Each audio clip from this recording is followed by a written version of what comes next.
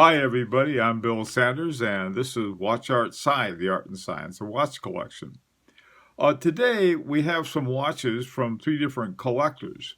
The first one is our Watch of the Week. We haven't done Watch of the Week for a while because it seems that all of the other ones have taken so much time, I haven't gotten to it. And so I had a little sort of window here today, and the first one we have is, or actually the only one for the watch of the week, is James Wong's IWC Portugueser 7-day. This watch is a one that has the IWC in-house caliber 52010. This is the best of what, in my opinion, IWC does. I've been fairly critical of them, not so much because they use ETAs that they fix up, but rather they don't tell anyone about it. But this watch is a sweetheart. This is made from beginning to end in the IWC, and they really have done a beautiful job of the dial. You have the blue. I don't know. The numbers are blue. They're sort of a dark blue. They're probably blue. The hands are blue. You can see that, and it's one of these watches that is just beautifully laid out. You can see the 7-day reserve off on the right side of the dial, and then on the left side they have the small seconds. And at the bottom, at the 6 o'clock, they have that great big date window down there. So this is a cool watch. It's a good-looking watch, too. It's one of these watches. James said that this was going to be for like an office watch. It definitely is a wonderful watch, office watch, but it's the kind of thing I think you could wear on a date. There are a lot of different places you could take this watch. I think it's beautiful. It's really gorgeous. It's got an in-house movement. Sweet watch. Way to go, James. Okay, and by the way, James, I'm so sorry it took me so long to get to it. All right, now the collections we're going to look at. The first one is from Posada from Canada, and he sent me these, and there are 4 watches in it. And so I thought, well, this is a small collection, but that I'll just have it. And then I had another one. It was another small group of watches, so I'll have them together. So let's take a look at Tayyab's collection first of all. The first watch he has is a Rolex Oyster Perpetual. This watch has the colors I love. I love when they put blue and green together. It's got the dark blue dial, and then it's got the little green hour markers, and then in between that you have the minute markers in white. Just one of those watches that I happen to like a lot. Rolex. There's a sports watch look to them, and this one certainly fits that, but it's a more fun one. I like that. It's just that color combination. It's hard to say. Doesn't look like it can handle every formal situation, but that's okay. It doesn't have to. All right. I've got watches that wouldn't handle them either. Okay. So that's the first one. Is a Rolex Oyster Perpetual. Nice watch. Love the color of the dial.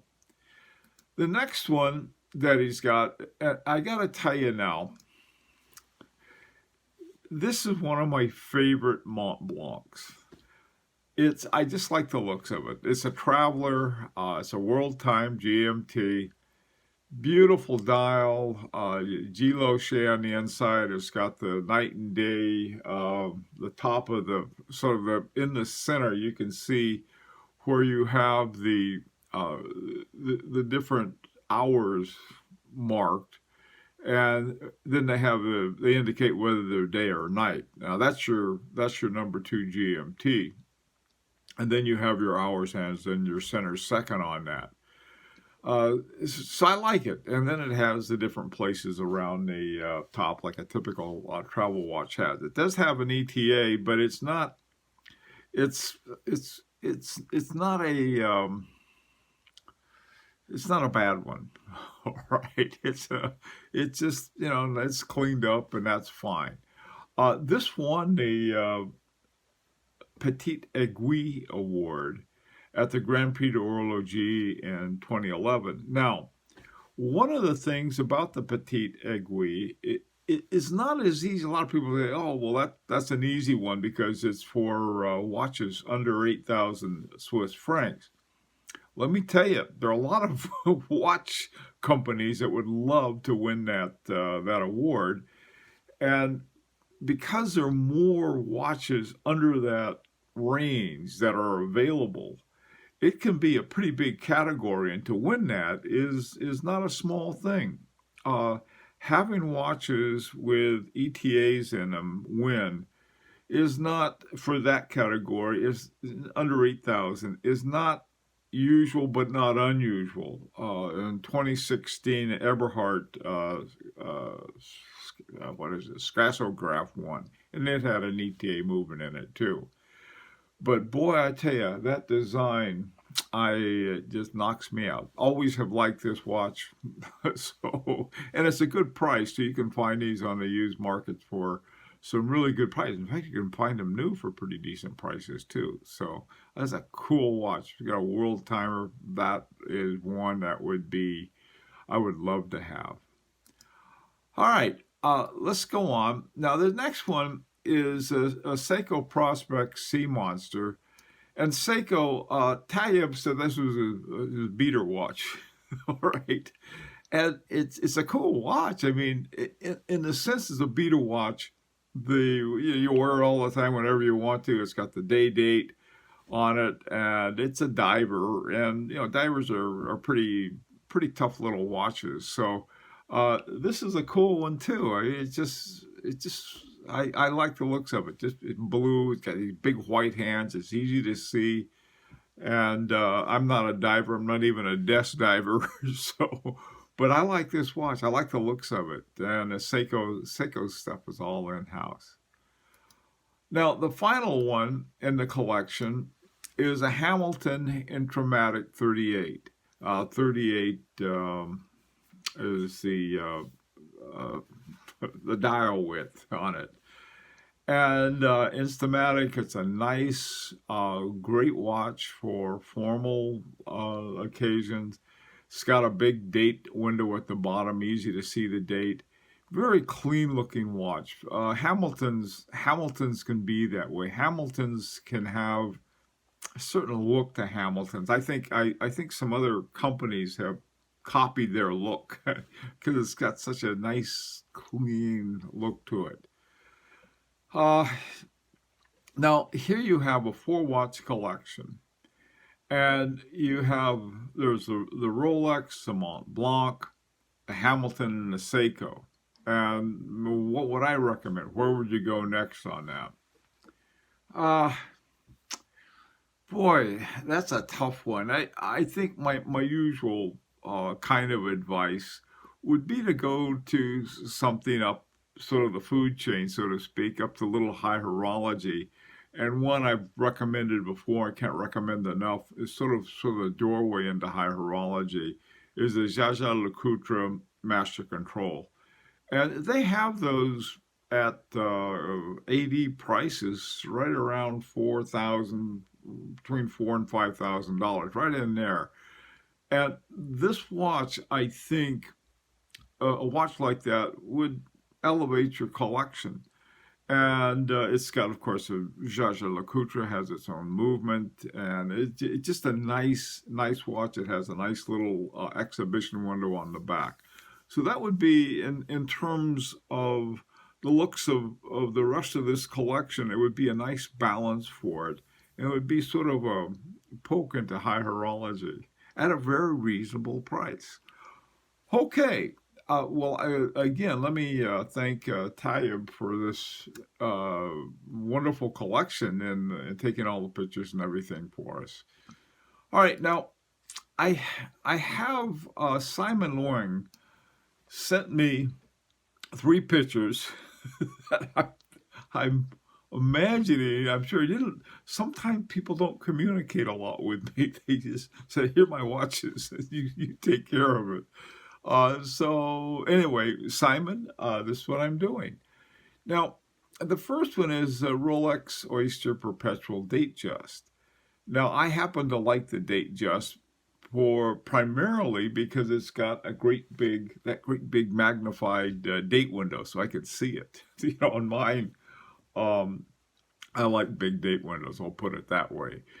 And this one is sort of a cool looking watch. It's a bit beat up a little, and the crown and the um, area looks like it's been through the mill, and but hey, it's in pretty good shape. I like that dial. It's sort of like a linen, dark linen dial, a linen texture to it. So that's a cool watch. The next one is a really very pretty and very old Girard-Perregaux. And I, it, I'm not again, the information I have on it isn't a great deal. But I like that style. I'm a big fan of rectangular watches, especially for a dress watch or for sort of an executive watch. I like that look. Now, I'm not sure how big this is. It could be a lady's watch for all I know. But I just like it. Now it's vintage and it is very vintage looking. It looks like the dial has got some things that happen to older dials. They start getting all these black marks on it and stuff from God knows what. But I like that watch. I really do. It's a cool looking watch. Okay, now this last one, I really like it. I had fun finding out about it. It's called the Wyler-Vetta Incaflex. And first of all, I just like the looks. I mean, I think they were from like the 30s and 40s into the 50s. I'm not sure what the year is on this particular one, but I like it. And one of the things, for the Wyler-Vetta Incaflex, Incaflex is really the Inca block, the shock absorber called Inca block that they had this. So Paul Weiler, what he did, he had his grand announcement, and he decided to have it at the Eiffel Tower. So he invites all the press and everything. He gets up in the tower and throws a couple of them off. They must have landed in the grass. There is grass around the Eiffel Tower. And so, and the journalists ran over and picked it up, and they were still working. And this was to show how effective his Incaflex is, which is as a shock absorber. But I like this watch, just like the looks of it. I found a picture of the movement in it, and it's made by the Weiler. And again, this is a vintage watch, but man, what a cool one! I love finding out about new watches. This is one I didn't know anything about, and so I went out finding out about it. Okay, well, listen, I want to thank all three of it for sending in your watches. I really appreciate it.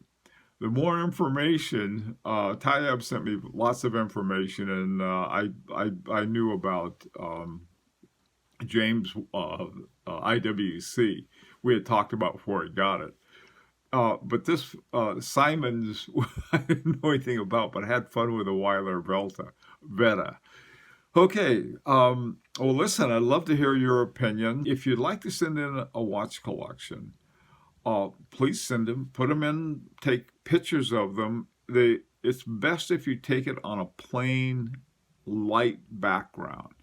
You can put it on a white piece of paper if you want. Better to use something without as much glare as paper, but a light color so the watch can show against it. And set the watch to 10:10. You can see this when it's set to 10:10. And the reason for that is so it doesn't block anything. Some of my watches have things like, this is my FP Journe chronomet Souverain, and the power reserve indicator sort of gets in the way of minute hand set to 10:10. So what you'd want to do is maybe set it to 10:05 or something like that. So just take a look at your watch, move the hands around until you get a place where you get a nice clear shot of the watch. And I'd love to see them. Now, send them to my email address, okay, williebgood@att.net. And you can just take make sure that you have good lighting. You don't want to have glare, but you want to be able to have a good picture of the watch, because the better the watch looks, the better you look, and the better I look. better we all can see the watch. All right. Of course, comments. I'd really like to hear your comments, what you have to say about this. And also, if you'd like to subscribe, here's an invitation. All right. Well, until next Friday, this has been Bill Sanders with Watch Art Sci, the art and science of watch collection.